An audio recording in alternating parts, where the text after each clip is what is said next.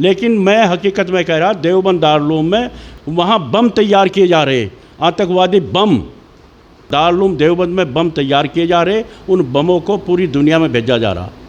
वो आतंकवादी, जिहादी, कट्टरवादी, इस तरह की वहाँ शिक्षा बच्चों को दी जा रही है। अरशद मदनी है, जमीयत उलमाए हिंद का जो अध्यक्ष है अरशद मदनी है, महमूद मदनी है, बार बार लोगों को उकसा रहे हैं जिहाद जिहाद के नाम से, बार बार कह रहे हैं कि देश हमारे बाप का है। मुसलमानों, भारत हमारा है, पाकिस्तान तुम्हारा है, हिंदुस्तान हमारा है और पाकिस्तान तुम्हारा है। सर, आपका एक सोशल मीडिया पे बयान बहुत वायरल हो रहा है, जो देवबंद मदरसे को बम से उड़ाने की धमकी को लेकर के, वो क्या कारण था? देखिए, कुछ चीज़ें ऐसे हैं, बहुत अच्छा सवाल आपने किया है, ये वायरल भी हो रहा है। पहली बात तो ये जो हमने डिबेट जैसा आप कर रहे हैं, ऐसे डिबेट थी हमारी, और इस डिबेट को तोड़ मरोड़ के दूसरी तरफ ले गए। मसला था कि जो आज की तारीख में यहाँ हो रहा, जो असली चीज़ है, वो असली चीज़ पे बात नहीं की गई। हमारा मतलब था अपनी बात को जनता तक पहुँचाने का, पूरी दुनिया तक पहुँचाने का हमारा मकसद था। अपनी बात को पहुँचाने का सिर्फ हमारे पास यही एक रास्ता था कि इस तरह का देवबंद दारुल जो बहुत बड़ी शैक्षिक संस्था है, पूरी दुनिया के बच्चे यहाँ इस्लामिक शिक्षा ग्रहण करने के लिए आते हैं।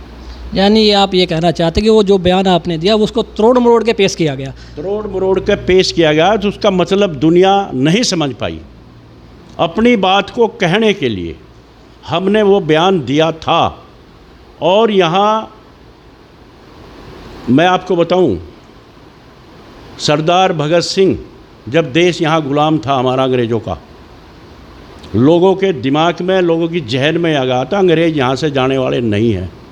चंद लोग देश की आज़ादी की लड़ाई लड़ रहे थे, उनकी बात कोई सुनने वाला नहीं था। तब भगत सिंह ने जनता को अपनी आवाज़ पहुंचाने के लिए असेंबली में बम का विस्फोट किया था। आपके ध्यान हो तो जी, बम का विस्फोट किया था।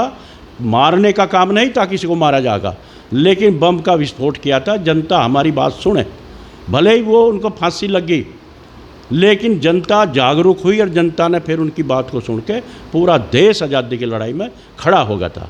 इसलिए मैं,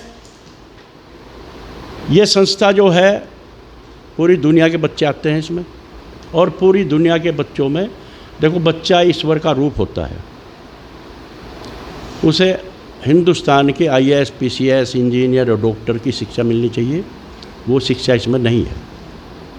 इसमें शैक्षिक, अपने धार्मिक संस्था की वजह से इसमें इस्लामिक शिक्षा दी जा रही है। लेकिन सर, मदरसों से जहाँ तक हम लोगों ने रिसर्च किया है, मदरसों से जो प्रारंभिक शिक्षा की है मुंशी प्रेमचंद ने की है, स्टार्टिंग में पढ़ाई राजा राम मोहन राय ने की है, और उसके अलावा राजेंद्र प्रसाद जो हमारे राष्ट्रपति भी रहे हैं, उन्होंने भी जो स्टार्टिंग जो शिक्षा होती है वो ग्रहण की है। हमने मदरसों से की है शिक्षा। हमारे जो स्कूल है, हमारे गांव में जो स्कूल थे, हमारे पिताजी कहा गए भाई मदरसे में चला जा पढ़ने के लिए। पहले स्कूलों को मदरसा ही कहा जाता था, उसमें सबने शिक्षा मदरसों से ली है। लेकिन मैं हकीकत में कह रहा, देवबंद दारुल में कोई IAS, PCS, इंजीनियर, डॉक्टर की शिक्षा वहाँ नहीं दी जा रही, वहाँ बम तैयार किए जा रहे, आतंकवादी बम। ये जो मैं कहा है कि वहाँ बम से उड़ाने की बात की है हमने, वो बम वहाँ दारुल देवबंद में बम तैयार किए जा रहे, उन बमों को पूरी दुनिया में भेजा जा रहा। वो आतंकवादी, जिहादी, कट्टरवादी, इस तरह की वहाँ शिक्षा बच्चों को दी जा रही है। और जितने भी दारुल देवबंद के संचालित मदरसे हैं, सब में यही शिक्षा दी जा रही है। हमने बार बार कहा, पहले भी आवाज़ उठाई इसकी, कि इसकी जांच होनी चाहिए, ये बच्चे शिक्षा करके IAS, PCS बनते हैं या नहीं। यानी आपकी मांग ये है कि वहाँ पर जो इस्लामिक या धार्मिक शिक्षा के साथ साथ जो दुनियावी शिक्षा है वो भी दी जाए? बिल्कुल। अगर बच्चों को आप ऐसी शिक्षा नहीं दोगे IAS, PCS बनने के, डॉक्टर बनने के, अब्दुल कलाम राष्ट्रपति रहे हैं, उनका तो विरोध नहीं हमने किया, अच्छे अच्छे लोग निकल कर आए हैं, उनका विरोध नहीं किया हमने। लेकिन यहाँ जो आतंकवादी बच्चों को आतंकवादी बनाने का जो काम किया जा रहा, हम उनका विरोध कर रहे हैं। दूसरी बात है, एक बात और इसमें निकल का ही मसला जहाँ से चला है, देश की आज़ादी सबने मिलकर ली। बिल्कुल 1857 की जब क्रांति हुई थी तो दारुल उलूम देवबंद का बहुत बड़ा रोल है, और शामली के अंदर जो देवबंद के मदरसे संस्थापक है कासिम नौनातवी साहब, उन्होंने बड़ा अहम रोल निभाया है। कल 10 मई है, हम भी जा रहे हैं वहाँ मेरठ क्रांति धरा पे, धन सिंह कोतवाल के द्वारा वहाँ से शुरू हुई और वहाँ से लड़ाई शुरू होकर दिल्ली पहुँचे। और ये हकीकत है, सब ने मिलकर 15 दिन हमारा देश आज़ाद रहा, लेकिन कुछ नालायक लोग इस तरह के थे, अंग्रेज़ों का साथ दिया और वो लड़ाई हमारी हार गए। बहुत कत्लेआम हुआ और सब हिंदू मुसलमान ने वो लड़ाई लड़ी, इसमें हम सबके कोई दिक्कत नहीं है। लेकिन आज़ादी के बाद क्या मज़हब के नाम पे, धर्म के नाम पर देश का बंटवारा हुआ? ये सच्चाई है। बंटवारा जब हुआ तो इसमें भी दारुल उलूम देवबंद के जो मौलाना थे उन लोगों ने उसका बहिष्कार किया। नो, गलत। मुस्लिम लीग चुनाव लड़ी और सारे के सारे मुस्लिम लीग के जितने विधायक थे सारे जीते। इन्हीं लोगों ने सबने वोट देकर उनको जिताया और इन्हीं लोगों ने सबने वहाँ के पाकिस्तान के फेवर में वोट किया था। उस टाइम जिन्ना के फेवर में वोट किया था और देश का बंटवारा इस्लाम के नाम पर हुआ। तो हमारा कहना यह है, जब से देश का बंटवारा हुआ, अलग हुआ, तभी से हमारे हिंदुस्तान में पाकिस्तान में लड़ाई चल रही है या नहीं चल रही? बिल्कुल सर, ये तो है, सच है।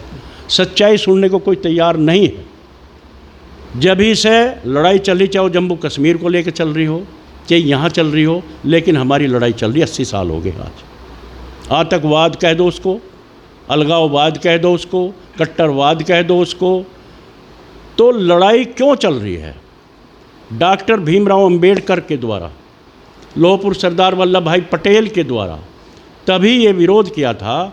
असली बंटवारा तभी माना जाएगा जब सारे के सारे मुसलमान पाकिस्तान चले जाएं और वहाँ के सारे हिंदू यहाँ आ जाएं, चैन से रहें, कोई झगड़ा नहीं होता। और मेरा मानना है अगर इस तरह हो जाए उसी टाइम, तो ये लड़ाई ख़त्म उसी दिन होगी थी। और जब तक हमने तय किया है, हमारी पार्टी ने 1947 के बंटवारे को जब तक हम लागू नहीं करेंगे, ये हमारी लड़ाई आपस में चलती रहेगी। इसलिए हमारा सबसे पहला मानना यह है, आज भी यही मानना है कि सारे के सारे, क्योंकि भाई बंटवारा हुआ था, ये भाई बंटवारा, सारे के सारे मुसलमान वहाँ जाएं और वहाँ के सारे हिंदू यहाँ आएँ, तभी जाकर हम चैन से रहेंगे। उसी बात को, चाहे वह आप बम की बात ले लें, चाहे अलगाववाद की बात ले लें, चाहे हमारी इसको कहीं घुमा कर ले लें, सिर्फ मामला ये है कि जब तक ये बंटवारा नहीं होगा, बंटवारा पूर्ण नहीं होगा, तब तक हमारे देश में चैन नहीं आएगी। ये हमारा मानना है। सर लेकिन एक सवाल आतंकवाद के नाम पर कि महात्मा गांधी जो थे जिनको मारा गया नाथूराम गोडसे के द्वारा और इंदिरा गांधी को मारा गया एक सिख के द्वारा, तो इसको आतंकवाद कहेंगे या हत्यारे कहेंगे? नहीं, वो अलग चीज़ है, वो अलग चीज़ है। बार बार डिबेट हो या कोई भी हो, इसी बात को अड़ा हैं कि इंदिरा गांधी की हत्या जो हुई है उसे भी आप आतंकवादी कहें, महात्मा गांधी की हत्या हो उसको भी आतंकवादी कहें। देखिए, मेरा मानना है, मेरा वीरेंद्र गुर्जर का मानना है, हम हिंदू मुसलमान की हमारी लड़ाई नहीं है, हमारी धर्म की लड़ाई नहीं है। हमारी लड़ाई है कि भाई बंटवारा हुआ था, इसको क्यों नहीं मान रहे यहाँ का मुसलमान? यहाँ का जो अरशद मदनी है, जमीयत उलमाए हिंद का जो अध्यक्ष है अरशद मदनी है, महमूद मदनी है, बार बार लोगों को उकसा रहे हैं जिहाद के नाम से, बार बार कह रहे हैं कि देश हमारे बाप का है। अगर हमारी बात से, हमारे मज़हब से, हमारे से कोई किसी को दिक्कत है तो हिंदू यहाँ से कहीं और चले जाएं। ये बात कहने का क्या तुक है? अरे भाई, जब तुमने वहाँ पाकिस्तान ले लिया, तुम्हारा देश है, तो तुम्हारा वो देश है, हमारा ये देश है। भाई बंटवारा, घर का बंटवारा हो गया, तो फिर आप यहाँ ज़बरदस्ती कैसे कर लोगे? इस बात को मैं आप डिबेट कर लें, कोई और डिबेट कर ले, अरशद मदनी डिबेट कर ले, महमूद मदनी डिबेट कर ले, या कोई दारुल की तरफ से मुतमीम डिबेट कर ले, हमारी बात को कहीं कमज़ोर नहीं कर सकता। और हमारा तय है शुदा, जब तक ये बंटवारा कायदे में सही नहीं होगा तब तक देश में चैन नहीं होगी। हमारी पथिक जनशक्ति पार्टी इस लड़ाई को जारी रखेगी और इसको भी लड़ाई को जारी रखेगी। देवबंद दारुल हो या मदरसे हों, उनमें बच्चों को सही शिक्षा मिलनी चाहिए, IAS PCS इंजीनियर की शिक्षा मिलनी चाहिए। उनको बच्चों को अगर दीनी शिक्षा देनी है तो वो अलग सिस्टम है। ये हमारी लड़ाई है, ये हमारी लड़ाई है कि बंटवारे को सही दिशा में पूरा करने की लड़ाई है। ये हमारी लड़ाई है कि यहाँ के हिंदुस्तान के जितने भी लोग हैं, वक्फ बोर्ड, शत्रु संपत्ति हो, और यहाँ कब्रिस्तान के नाम पर हज़ारों बीघे ज़मीन खाली पड़ी है। हमारे पास में ही है शेखपुरा, हज़ारों बीघे ज़मीन खाली पड़ी कब्रिस्तान के नाम पर, और वहाँ हज़ारों लोग को उसको जो वहाँ शमशान घाट की एक बिस्सा ज़मीन नहीं है, गज ज़मीन नहीं है। ये अन्याय नहीं, जुल्म नहीं है। तो ये ज़मीन हमारे हिंदुस्तानियों की है, उनको मिलनी चाहिए, और उनकी ज़मीन वहाँ है। ये हमारी लड़ाई है। इसमें कोई ना धर्म की लड़ाई है, ना हिंदू मुसलमान की लड़ाई है, ये सिर्फ देश की लड़ाई है। और देश हमारे लिए सर्वोपरि है। देश से बड़ा हमारे लिए ना मज़हब है, ना हमारे लिए जाति है। देश है तो हम हैं, देश है तो नहीं तो कुछ नहीं है। 2027 विधानसभा में चुनाव आपने पार्टी तरफ से एक नारा दिया कि पथिक जनशक्ति पार्टी लाओ, बीजेपी हटाओ। हाँ। तो ये नारा क्या है? इस नारे के माध्यम से आप जनता को क्या संदेश देना चाहेंगे? ये भी 2 नारे हमने दिए, पथिक जनशक्ति पार्टी लाओ, भाजपा हटाओ, और पथिक जनशक्ति पार्टी लाओ। एक तो नारा ये दिया हमने। एक नारा दिया था वो हमने सरदार पटेल और भीमराव अंबेडकर की जो उनकी मंशा थी, तुम वहाँ जाओ, हिंदुस्तान में हम रहेंगे, तुम पाकिस्तान में जाओ, तुम चैन से रहो। और क्योंकि ये नारा जो आप भाजपा वाला पूछ रहे हैं, ये नारा भाजपा अगर सरकार रही, अगर भाजपा सरकार रही तो मेरा मानना है, ये भी मैं उसमें उस दिन जो बात कही थी, 10 साल 20 साल या 50 साल में देश के टुकड़े होने से कोई बचा नहीं सकता, देश को गुलाम होने से कोई बचा नहीं सकता। अगर भाजपा सरकार रही तो भाजपा हटाओ, पथिक जनशक्ति पार्टी लाओ। हर नागरिक को उसका हिस्सा देना चाहिए, हर नागरिक को देश में उसकी हिस्सेदारी है, उसका प्रॉपर्टी में हिस्सा देना चाहिए, चाहे वो पूरी ज़मीन हो, संपत्ति हो, कंपनी हो, हर नागरिक के खाते में सुबह ही उसकी हिस्सेदारी जानी चाहिए। तभी जाकर देश में वो समझेगा कि वाकई तू देश में आज़ाद है, आज़ादी में तुझे तेरा हिस्सा मिल रहा है। तो ये हमारी लड़ाई है। भाजपा और सपा ये आपस में उत्तर प्रदेश को लड़ाने का काम कर रही है, हमें उनको लड़ने नहीं देना है। हर आदमी को बताना पड़ेगा सच्चाई, कि सच्चाई से मुसलमान को बताना पड़ेगा तुम्हारा हिस्सा पाकिस्तान में है, हिंदुस्तान वालों को बताना पड़ेगा तुम्हारा हिस्सा हर प्रॉपर्टी में है, हर हिस्से उसमें है जो यहाँ की संपत्ति है, हर उस नागरिक का हिस्सा है जो पिछली लाइन में कतार में बैठा है। उसे तो पता ही नहीं बेचारे को तेरा हिस्सा कहाँ है। 10-20 लोगों के हाथ में दे दिया पूरा देश, वही संचालित कर रहे देश को, उद्योगपति देश को चला रहे हैं, उद्योगपति देश को चलाने का काम कर रहे। गरीब को तो पता ही नहीं है। तो वो हम सारा का सारा उनको देने का काम करेंगे। और ऐसी सुविधा, ऐसा प्रावधान हमारे पास है, उसका हम अपना एजेंडा तैयार कर रहे हैं कि हर गरीब के पास जो हिंदुस्तान का है, उसके पास सुबह ही उसके खाते में उसका हिस्सा जाएगा 5% हर चीज़ में से।